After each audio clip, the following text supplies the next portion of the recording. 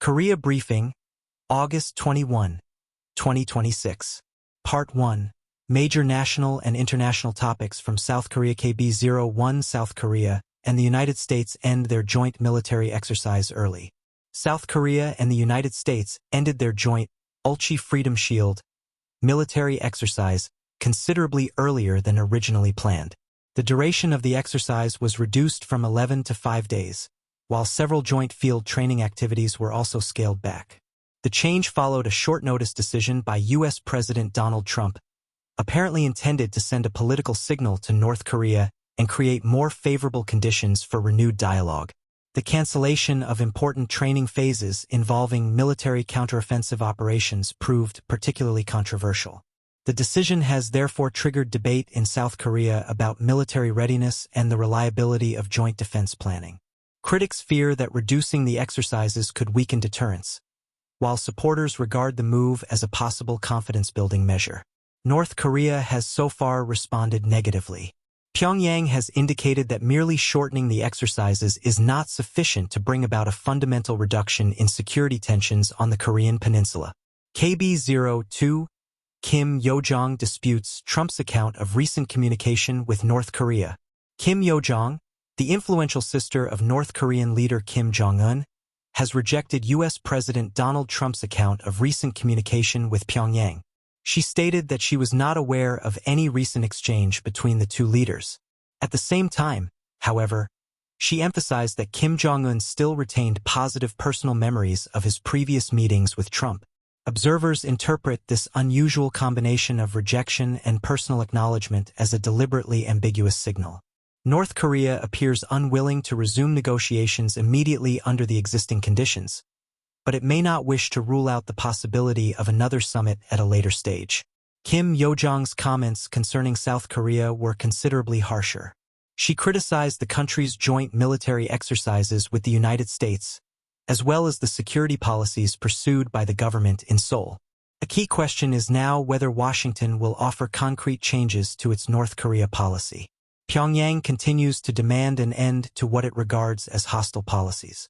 KB03 South Korea and China discuss peace, North Korea and economic cooperation. South Korean Foreign Minister Cho Hyun and his Chinese counterpart Wang Yi held several hours of talks on the Korean peninsula and the future development of bilateral relations.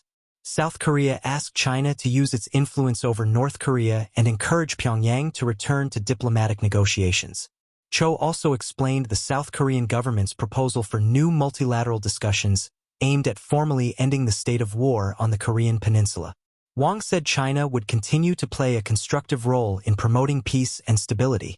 However, he stressed that possible talks between North Korea and the United States would ultimately have to be decided by those two countries.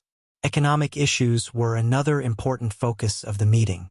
Both governments intend to advance negotiations on services and investment under their free trade agreement and cooperate more closely on supply chain stability. Cultural and social exchanges are also expected to expand. The upcoming 35th anniversary of diplomatic relations is intended to provide further momentum for bilateral cooperation. KB04 South Korean exports reach record high on semiconductor boom.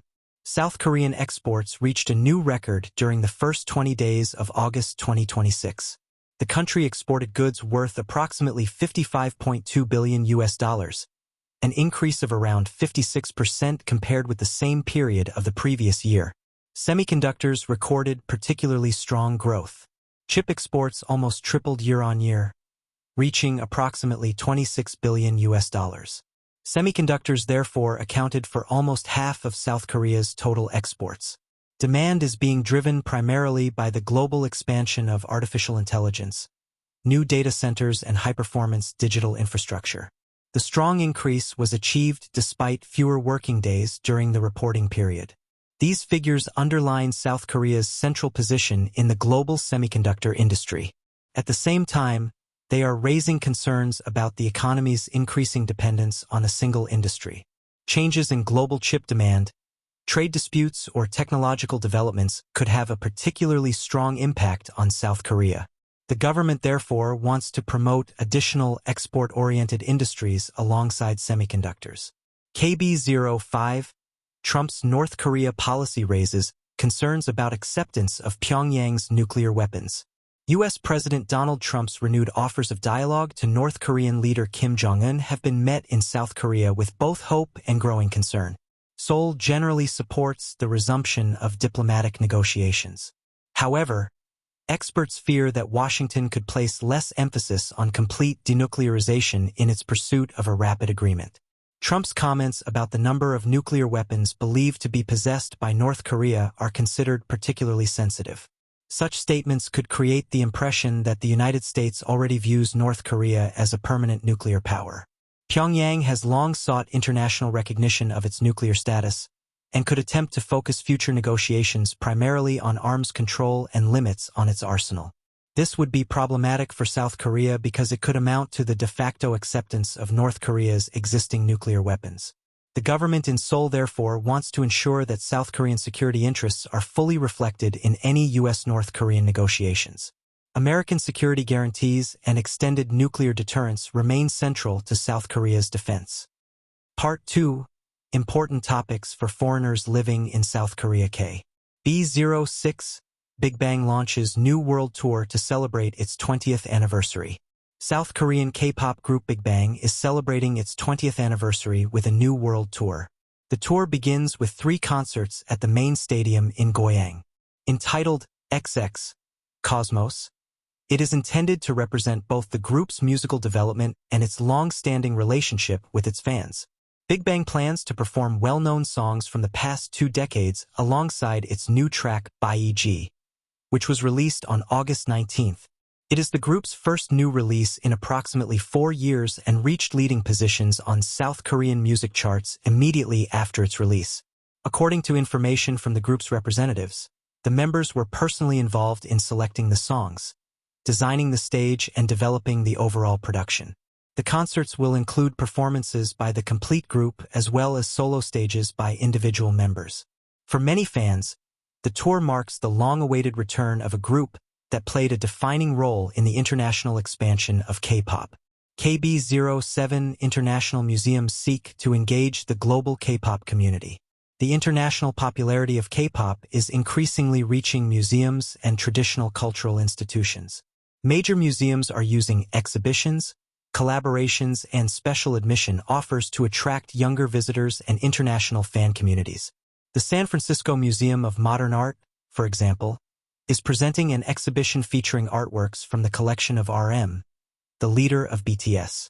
The museum has even introduced a special pass allowing visitors to return to the exhibition multiple times. This reflects the strong interest of fans in the cultural and artistic preferences of their favorite performers. South Korean museums are also exploring the connection between popular culture and fine art. The National Museum of Korea is linking some of its activities and merchandise to internationally successful K-pop artists. The development demonstrates that K-pop is no longer viewed solely as a musical genre. Korean artists now influence fashion, design, literature, and approaches to art education. Museums can consequently reach new audiences while making traditional cultural programs more internationally visible. KB08 U.S. band raises trademark claims against K-pop Demon Hunters. The international success of the animated film K-pop Demon Hunters has led to a legal dispute in the United States. American Christian metal band Demon Hunter has accused Netflix, the responsible studio and an event organizer, of infringing its trademark rights through the use of the term Demon Hunter. According to the band, the similarity between its name and the film's title could cause consumers to believe that there is a connection between the group and the film or related events. A lawsuit has therefore been filed with a federal court in California. The allegations have not yet been decided by a court. The dispute highlights the increasing economic importance of Korean-inspired entertainment productions in international markets. Successful films and music generate not only streaming and box office revenue, but also extensive business involving concerts, merchandise, and brand licensing. As a result, naming rights and the clear distinction between entertainment brands are becoming increasingly important. The outcome could affect Netflix's future marketing of the successful title and related events. KB09 KCON LA combines K-pop with K-beauty, K-food, and lifestyle. KCON in Los Angeles is evolving from a primarily K-pop-focused music event into a comprehensive platform for Korean culture and consumer products.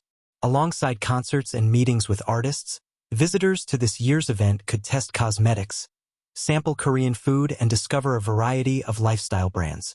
The partnership with cosmetics retailer Yo-jong was particularly prominent.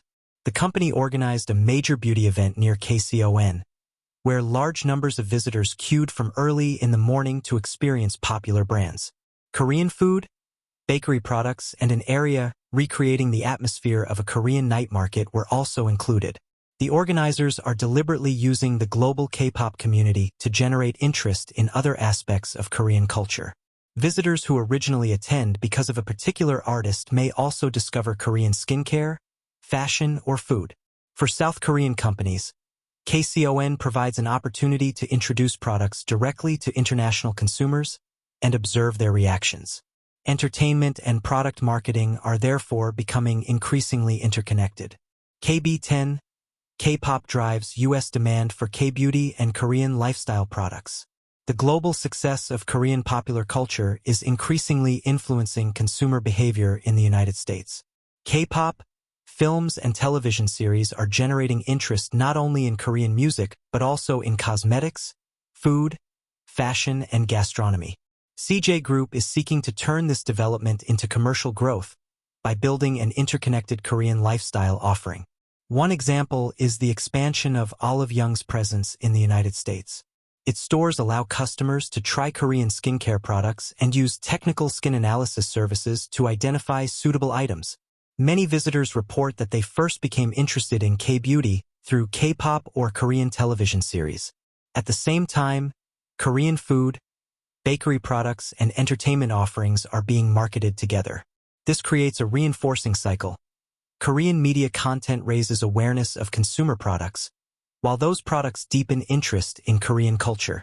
For South Korean companies, this connection offers significant growth opportunities. The United States is consequently becoming one of the most important markets for K-beauty and Korean lifestyle brands.